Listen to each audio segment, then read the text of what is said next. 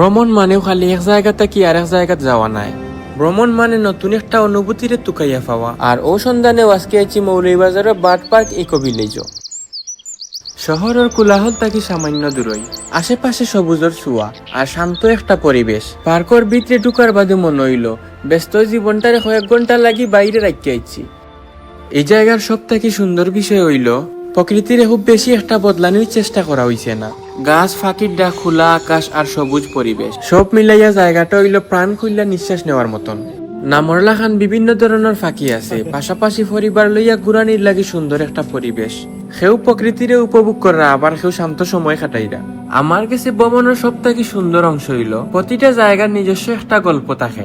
Bird park eco ভিলেজের গল্পটা হয়তো বিলাসিতার নাই, বরং প্রকৃতির কাছাকাছি থাকার।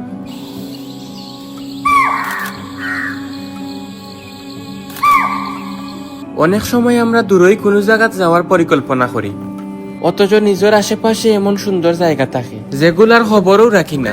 এই জায়গাটাও ঠিক তেমন একটা ছোট আবিষ্কার। সব থাকি ভালো লাগছে এই জায়গার শান্ত পরিবেশ। এই জায়গা যাওয়ার বাদে মনে হয় না যে আর কোনো জায়গা তাড়াহুড়া করা লাগবো, বরং ইচ্ছা করে আস্তে আস্তে আটার এবং আশেপাশের সব জায়গাগুলা দেখার আর যাওয়ার সময় কিছু স্মৃতি রাখিয়া যাওয়ার। আপনি যদি মৌলভীবাজার আইতে চাইন আর প্রকৃতির মাঝে কিছু নিরিবিলি সময় কাটাইতে চাইন, তাইলে ও পার্কটা আপনার তালিকাত রাখতে পারেন। বাংলাদেশের প্রতিটি জেলারও আলাদা একটা গল্প আছে। আজকে শুনলাম মৌলভীবাজারের ছোট একটা সবুজের গল্প। আমি আবেম, আর এটা ছিল আবেমের চোখে বাংলাদেশ।